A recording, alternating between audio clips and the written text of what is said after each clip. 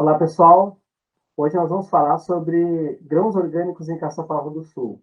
Meu nome é Benjamin Dias Osório Filho, sou professor da UERGS em Cachoeira do Sul, coordeno o GEPOG, que é o Grupo de Estudos em Produção Orgânica de Grãos, e também sou agricultor. E é justamente sobre isso que a gente vai conversar.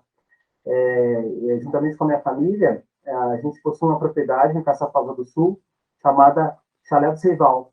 Então, sobre a experiência que nós estamos tendo produzindo grãos orgânicos, que a gente vai falar hoje, então, no nosso primeiro simpósio gaúcho sobre grãos orgânicos. Então, a propriedade é uma propriedade já de herança familiar, e meus pais trabalhavam com pecuária, e uma parte da área, há muitos anos, já vem sendo utilizada com agricultura, com arroz, com soja, e depois do falecimento do meu pai, a gente, por muito tempo, manteve essa área arrendada. Como eu sou um apaixonado pela agricultura orgânica, pela agroecologia, eu sempre tive planos de retomar essa área e fazer uma produção orgânica de grãos, né, numa escala um pouco maior. Então, é um grande desafio, mas diante de experiências que eu observei, né, de leituras que eu fiz, eu sempre acreditei que fosse possível. E é nesse desafio que a gente está envolvido. E a gente queria, então, falar um pouco sobre essa experiência. Em 2020, nós retomamos a área e que vinha sendo cultivado com o sistema convencional, e a partir daí, então, nós começamos a implantar plantas de cobertura. Colocamos aveia preta em toda a área. Numa área, nós colocamos aveia preta com trevo persa, e em outra, aveia preta com trevo branco. Então, na área que não tinha muita incidência de azevém, a aveia preta e o trevo persa tiveram uma produção de biomassa muito interessante, e permitindo que a gente depois passasse o rodo para implantar os cultivos de verão. Na outra área, nós já tinha azevém bem estabelecido, já de ressemeadura natural. Essa área recebeu semeadura de azevém há mais de 20 anos. Então, nesse tempo todo, o azevém se perenizou, porque foi caindo semente todo ano, formando um banco de sementes.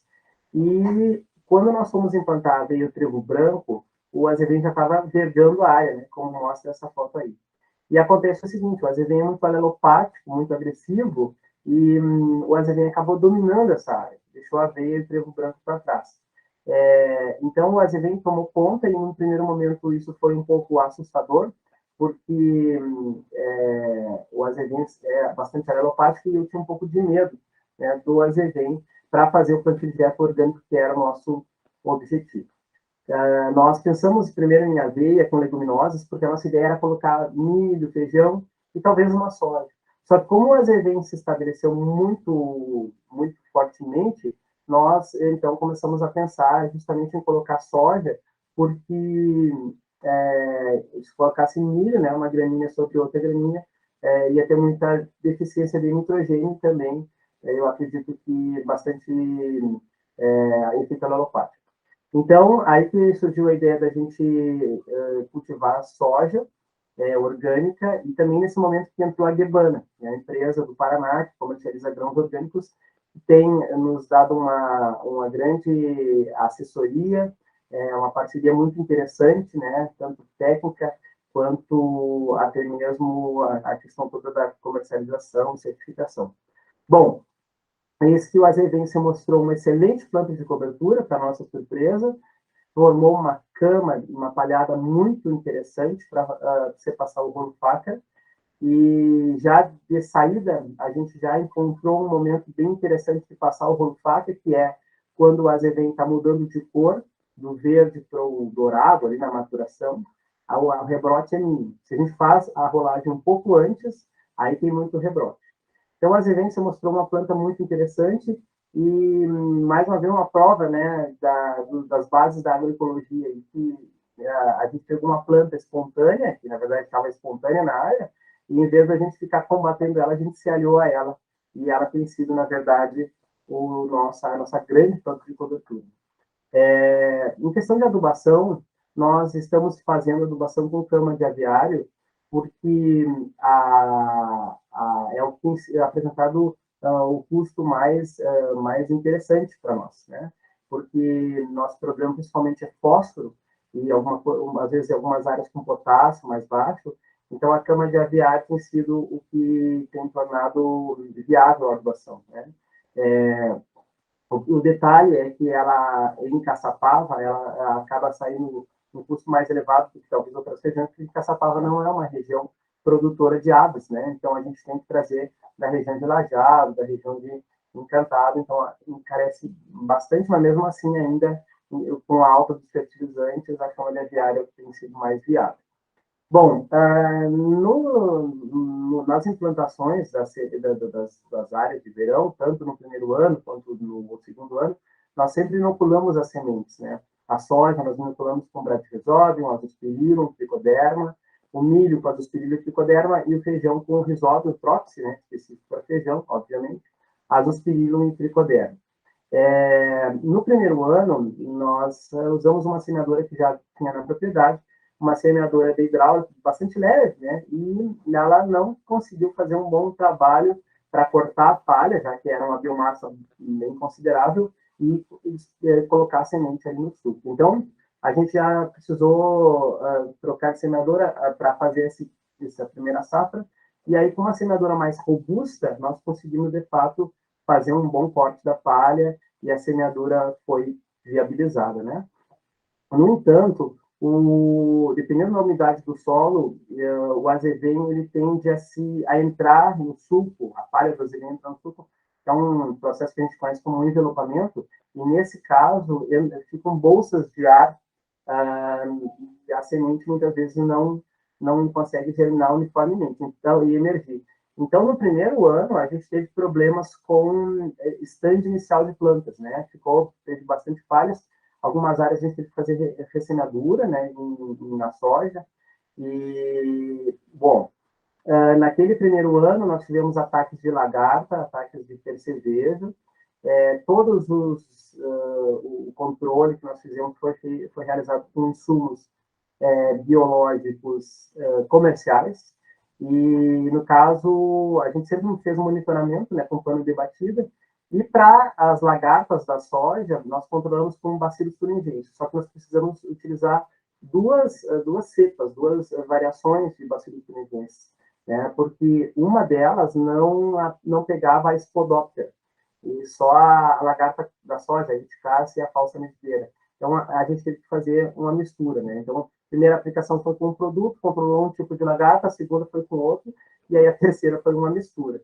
E, então, a gente percebeu que é interessante fazer uma mistura dos dois tipos de Bacillus thuringiensis, né? Para perceber, no primeiro ano, nós fizemos o controle com Bovéria e Metarrhiza. No milho, a lagarta do cartucho, a gente fez 3 aplicações de Bacillus thuringiensis azaway, que é o específico para a Spodoptera, né?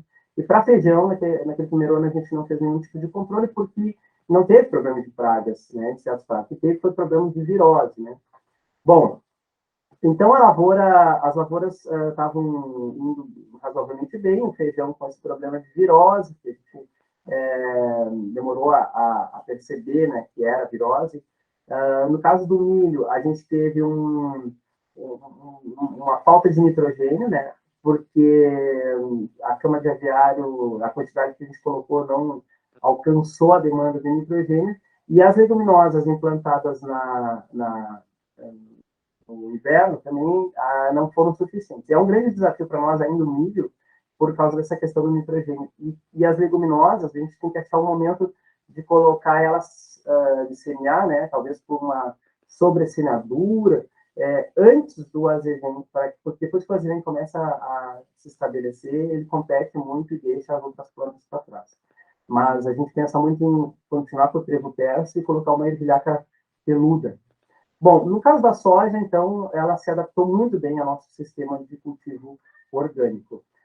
Nós também plantamos pastas de flores na lavoura, com girassol, com crotalária e trigo mourisco, e se mostrou uma excelente ferramenta de um controle complementar de pragas e doenças através da atração de insetos dos naturais, né? E também polinizadores. Em relação ao controle de plantas espontâneas, no primeiro ano a gente não teve muitos problemas, né? A gente observa que a soja, aqui nós temos uma faixa, né, onde a gente estava implantando as flores, e vocês veem que, para um cultivo orgânico, o plantio direto o azevém está segurando bem a ocorrência de plantas espontâneas, né?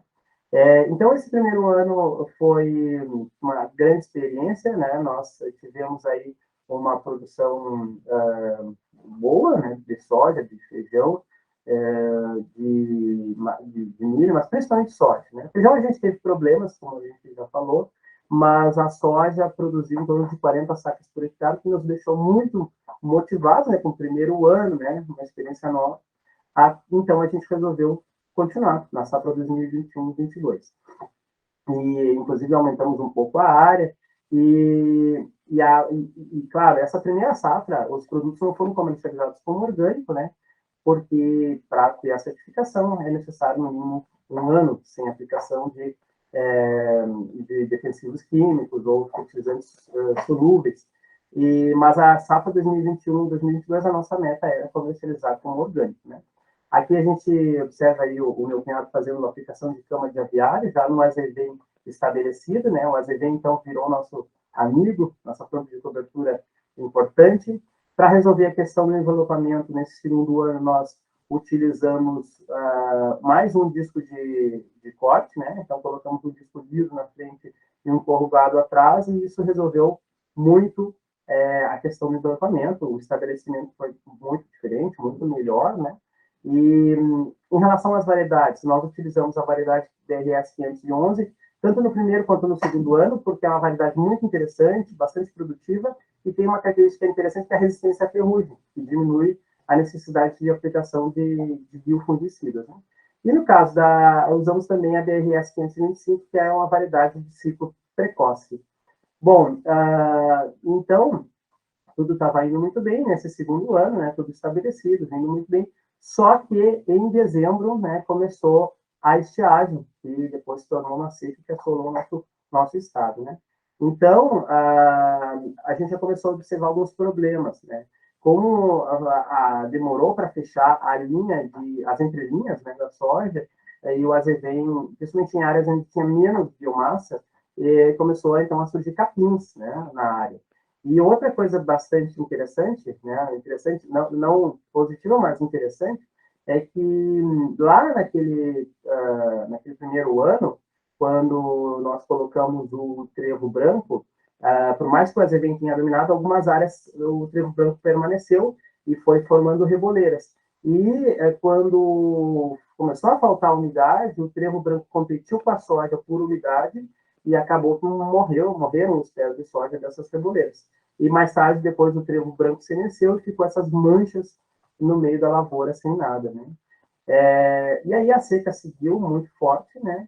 E a variedade DRS 525 teve uma infeliz coincidência da sua fase de maior demanda da água com o período de seca, né? E a gente acabou, na 525, teve danos severos, né? Tivemos que acionar o Proagro, e, por sorte, a 525 era a única variedade que estava zoneada, né? No zoneamento agroclimático, a DRS 511 não.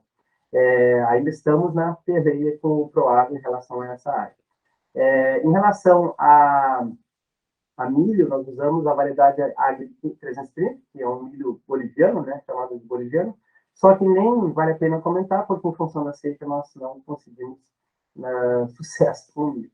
Bom, mas, por outro lado, né, a DRS 511, ela foi bem, nós fizemos uso de irrigação, uma irrigação que a gente está testando, e aí a gente conseguiu, numa área, a produção que, de fato, literalmente salvou a lavoura, né? Para controle de plantas espontâneas desse segundo ano, a gente conseguiu segurar, né, até um certo ponto as plantas espontâneas com a palhada. Então, a palhada do azevém é a nossa principal ferramenta até então para fazer controle de plantas espontâneas. Então, um dos segredos é a gente ter uma boa biomassa de azevém, por isso é importante a gente adubar também esse azevém para produzir uma boa biomassa, porque vai nos ajudar lá na frente na supressão de plantas espontâneas. Mas sempre escapa alguma planta, né? E a gente teve problema de capim-arroz, a gente teve problema de boiçuma, de buva em algumas manchas. Então, para resolver esse problema, nós estamos testando uma máquina da Guibana, uma roçadora de entrelinhas. E essa máquina, ela é uma ferramenta extremamente importante, né, no sistema de produção orgânica, porque ela vai roçando muito rente o solo as entrelinhas. Aqui vocês observam, né, uma faixa roçada, então é uma outra forma de controle muito interessante. Então, nesse primeiro ano, nós levamos um tempo adequando o trator, adequando a máquina, mas agora, para o próximo ano, é a nossa grande expectativa de fazer aí umas 2 roçadas aí para limpar a área, né? Depois que o azulém começa a perder a sua capacidade de suprimir planta espontânea. Essa máquina, então, é uma máquina muito interessante, né? E ela tem vai 2 operadores, um no trator, outro nela mesma, para fazer um bom alinhamento. A gente tem que fazer, fizemos alguns ajustes, né, com o trator, trocamos o rodado com o rodado mais fino, colocamos esses enchimentos aqui para aumentar um pouco mais ainda a bitola do rodado da frente, né? Então, ajustes que foram feitos. Então, os desafios seguem a questão do controle das plantas espontâneas, né, que é um grande desafio na produção orgânica, a questão da adubação, principalmente se a gente pensar em milho, esse ano nós temos ideia de colocar sorgo também, e aí as leguminosas são extremamente importantes, mas no nosso caso, com a questão do azevém, a gente tem que ainda pensar como fazer para não ter tanto problema de competição. Mas, em relação à irrigação, nossa meta é aumentar a irrigada esse ano, né, para não ter esse problema muito traumático que foi essa questão da seca.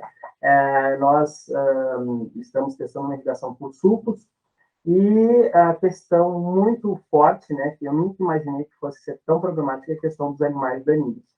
Tem muito problema com o javali, principalmente no primeiro ano, agora diminuiu um pouco, mas esse ano passado o principal problema foi tarrã. É uma ave de banhado, né, que tem uns bandos, assim, bandos de 70 animais, e aquilo vai levando por diante a soja. Essa área é a única área que foi feita de preparo convencional, que era uma várzea, e ali foi a área mais danificada, né? Então, um prejuízo enorme. E temos também problema com pombons, temos problemas também com jacus, e como é um sistema de produção orgânico, né, agroecológico, a gente tem que achar alternativas para afugentar esses animais, para tentar fazer alguma forma que viabilize, né? Bom, a irrigação eu não vou comentar muito, porque isso daria uma outra fala só sobre irrigação. A gente está testando uma irrigação por sulcos, simples, de certa forma, né? E estamos ajustando. Mas, né, apesar dos pesares, nós esse ano tivemos uma colheita muito difícil, mas que no final produziu soja livre de transgênicos, soja livre de defensivos, enfim, uma soja totalmente orgânica.